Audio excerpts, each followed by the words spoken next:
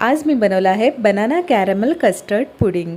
तुम्ही बघू शकता किती छान डिलिशियस आणि टेम्पटिंग झालेलं आहे हे। येणाऱ्या क्रिसमसच्या सणासाठी, इतर कोणत्याही सणांसाठी किंवा घरी जर तुम्ही पार्टी होस्ट करत असाल तर त्यासाठी हे एक बेस्ट डेझर्टचं ऑप्शन आहे। खूप कमी साहित्यामध्ये बनतं, थोडेसे प्रिपरेशन थोडंसं टाईम कन्झ्युमिंग आहे, पण बेस्ट ऑप्शन आहे। आणि माझा चॅनलचा मोटोच हा आहे बेसिकली की मार्केटमधनं फार काही वेगळं सामान तुम्हाला आणायला लागलं नाही, घरात जे अवेलेबल असेल त्यापासून तुम्ही हे बनवू शकता। तर सगळ्यात आधी मी अर्धा लिटर फुल फॅट मिल्क गरम करायला ठेवलं आहे, तापवायला ठेवलं आहे आणि हे आपल्याला तोपर्यंत उकळून घ्यायचं आहे जोपर्यंत ते अर्ध होत नाही दाटून। त्यानंतर माझ्या घरात काही केळी उरलेली होती, जनरली मी कियारासाठी आणते माझ्या मुलीसाठी, पण तिला सर्दी खोकला असल्यामुळे मी मागील काही दिवस तिला दिली नव्हती, पण ती जरा जास्त पिकली होती, पण आतून खूपच चांगली आहेत। सो याचे मी स्लाइस करून घेत आहे थोडे, तुम्ही बघू शकता अशा पद्धतीने। हे बघा व्यवस्थित परफेक्ट पिकलेली आहेत ही केळी आणि याला आपण थोडंसं रोस्ट करून घ्यायचे आहे। जसं मी थोडंसं बटर घेतलेलं आहे आणि त्या बटरमध्ये ही स्लाइस केलेली केळी मी घालत आहे आणि छान वरतून असा गोल्डन क्रस्ट येईपर्यंत आपल्याला हे रोस्ट करून घ्यायचं आहे। साधारण त्याला कॅरमलाइज बनाना वगैरे असं आपण म्हणू शकतो। तुम्ही बघू शकता अशा पद्धतीने त्याला गोल्डन क्रस्ट आलेला आहे आणि अजिबात अशी ती लिबलिबीतही झालेली नाही आहेत, क्रंची आहे। याच सुमारास ती काढून घ्यायची आहेत पॅनवरनं आणि त्याच पॅनमध्ये मी अर्धा कप साखर घातलेली आहे, 4 चमचे पाणी आणि या साखरेला आपल्याला कॅरमलाइज करून घ्यायचं आहे। जसं आपण क्रिसमस केकसाठी केलं होतं तशाच पद्धतीने मीडियम फ्लेमवर करायचं आहे।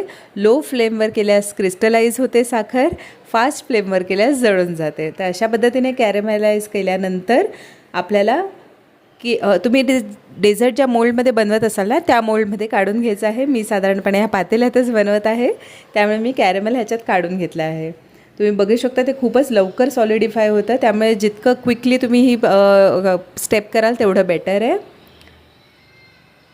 चला अशा पद्धतीने मी कॅरमेल काढून घेतलेलं आहे आणि या कॅरमेलवर आता आपण जी केळी रोस्ट केलेली होती, केळ्याचे स्लाइसेस ते अरेंज करून घ्यायचे आहेत। हे बघा अशा पद्धतीने। त्यामुळे जो बॉटम लेयर असतो, बेसिकली ह्याच्यामध्ये बॉटम लेयर आहे, पण ते डेझर्ट जेव्हा आपण बनवू तेव्हा तो टॉप लेयर असतो बनाना आणि कॅरमेलचा आणि खाली कस्टर्ड पुडिंग असतं, त्यामुळे ते दिसायलाही खूप सुरेख दिसतं।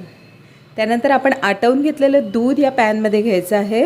थोडंसं दूध मी पातेल्यात राहू दिलं होतं, त्यामध्ये मी 4 चमचे कस्टर्ड पावडर घालून व्यवस्थित मिक्स करून घेत आहे।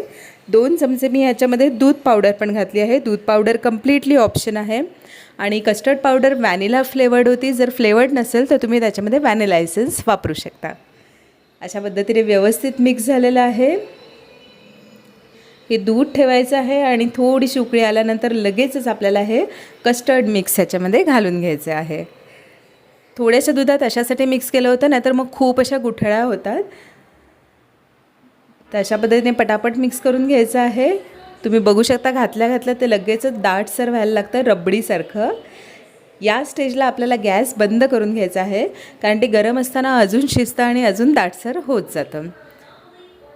त्यानंतर मी जो क्रिसमस केक बनवला होता ना त्याच्यामधल्या काही टूटी फ्रुटी माझ्याकडे उरलेल्या होत्या, त्याही मी ह्याच्यामध्ये घातलेल्या आहेत। याने खूप छान फ्लेवर येतो आणि नटी लागतं ते पुडिंग। तुम्हाला एकदम स्मूथ पुडिंग हवं असेल तर टूटी फ्रुटी ऑप्शनल आहेत, तुम्ही नाही टाकले तरी पण चालतील।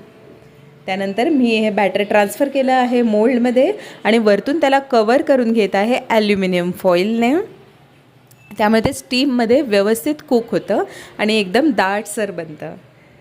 मीनवाईल मी स्टीमर गरम करायला ठेवला होता। पाणी एकदम वाफाळतं नको, साधारणपणे पाणी गरम झाल्यानंतर ढोकळ्याची प्लेट मी त्याच्यामध्ये ठेवली आहे आणि ढोकळ्याच्या प्लेटवर मी ॲल्युमिनियम फॉईलने कवर्ड पातेलं ठेवलेलं आहे आणि हे मिश्रण आपल्याला साधारणपणे 20 मिनटं स्टीम करून घ्यायचं आहे। साधारणपणे 20 ते 25 मिनटामध्ये हे छान स्टीम होतं आणि याला गार झाल्यावर आपल्याला फ्रीजमध्ये ठेवायचं आहे।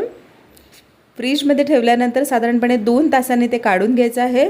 तुम्ही बघू शकता याला बाजूने छान असं शुगर सिरप कॅरमेल सुटलेलं आहे आणि ते आपल्याला आता प्लेटमध्ये काढून घ्यायचं आहे।